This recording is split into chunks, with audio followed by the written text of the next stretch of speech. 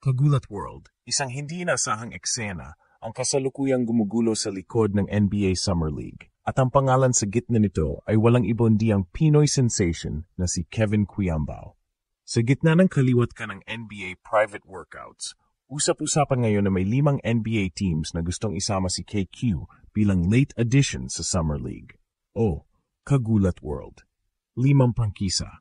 Isipin mong matapos lang ang ilang araw ng training at individual drills, bigla siyang binubuntutan ng scouts, GM at coaching staff na gustong masubukan kung totoo nga ba ang hype. At based sa early feedback mula sa US, impressive daw si Kevin, sobrang impressive. Sa mundo ng NBA, bihira lang ang ganitong pagkakataon, lalo na para sa isang player na hindi galing sa NCAA Division I o G League system. Pero ngayong nakita na nila sa harap-harapan ng laki, basketball IQ at versatility ni KQ,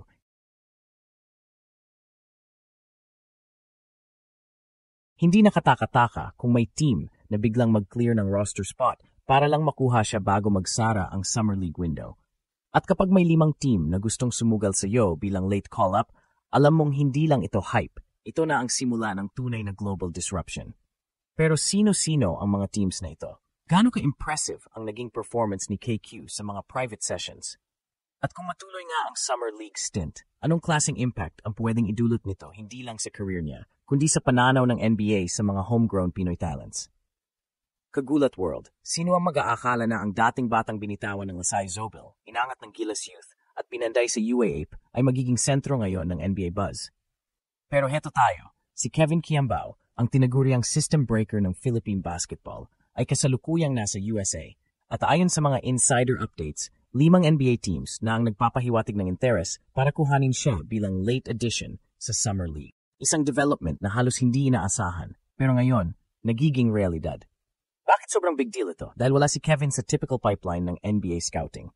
Hindi siya naglaro sa NCAA, hindi siya lumaban sa March Madness, hindi siya mula sa Europe o G League Ignite. Pero sa kabila ng lahat ng yan, narito siya ngayon, lumalaban sa ligang kinababaliwan ng buong mundo at hindi lang basta lumalaban, pinapansin, pinag-usapan at posibleng mapasama sa lineup. Ayon sa mga sources, nagsagawa si KQ ng at least 5 private workouts sa iba't ibang NBA teams sa loob ng 2 linggo. Mga sessions na hindi para sa PR lang, kundi totoong evaluation drills, shooting under pressure, defensive reads, pick-and-roll decision-making, at situational scrimmages. At sa bawat workout, may parehong feedback. His feel for the game is elite, high IQ, unselfish, and NBA body ready. Kaya hindi na nakapagtataka kung may mga team ngayon na willing i-risk ang isang roster spot para lang makita siya sa actual Summer League game, kahit late invite pa siya. At alam mo kung anong mas nakakagulat, Kagulat World.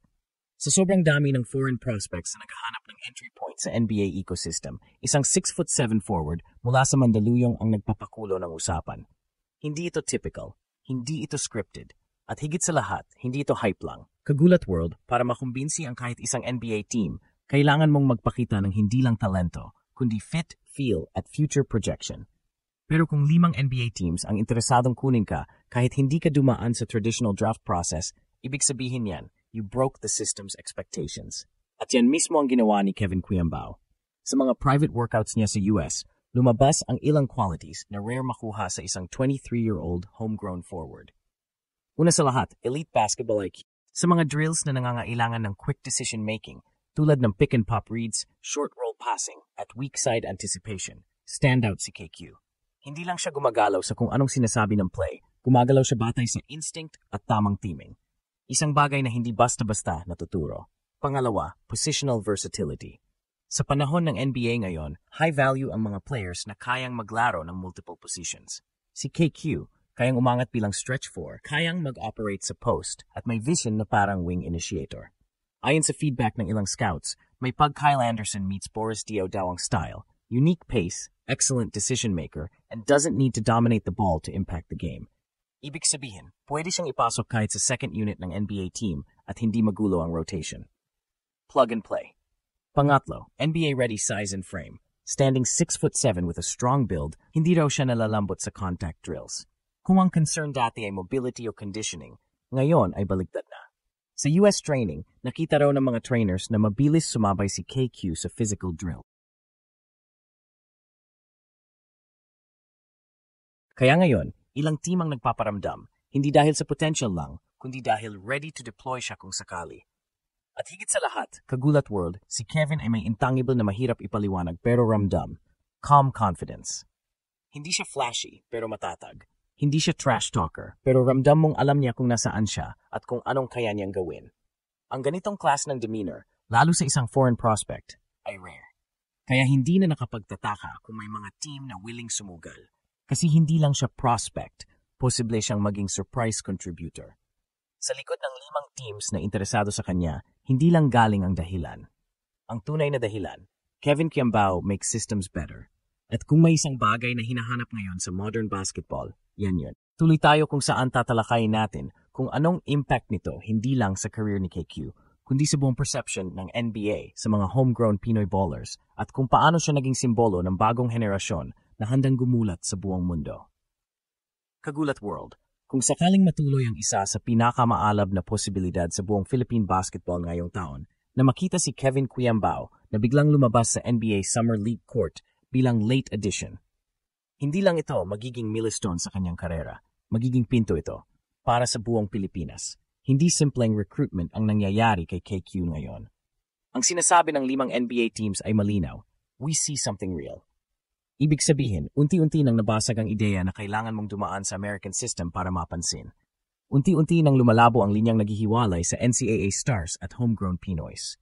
At kung si KQ ang maging unang aktwal na walk-in, prospect mula UAP na isinalang sa Summer League, hindi bilang token invite, kundi bilang tunay na talent, magkakaroon ng ripple effect sa buong generation ng mga batang Pinoy hoopers.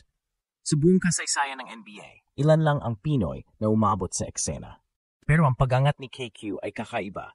Hindi siya dumaan sa film pipeline. Wala siyang US passport.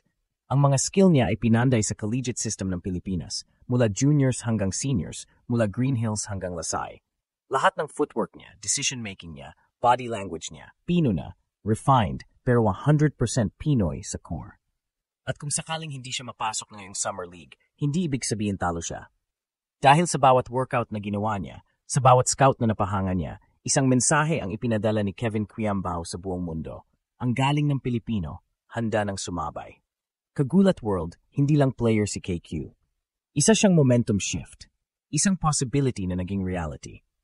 At kung sakaling may isang team na biglang magsabi ng, let's give this kid a shot, magbabago ang basketball map hindi lang para kay Kevin, kundi para sa bawat batang nanonood ng UAAP Finals at nangangarap din na isang araw, sila naman ang gugutuhin ng NBA. Dahil sa bawat galaw ni KQ sa US, sa bawat shooting drill, sa bawat IQ red, ginugulat niya hindi lang ang mga team na nagpa-workout, kundi pati ang buong mundo.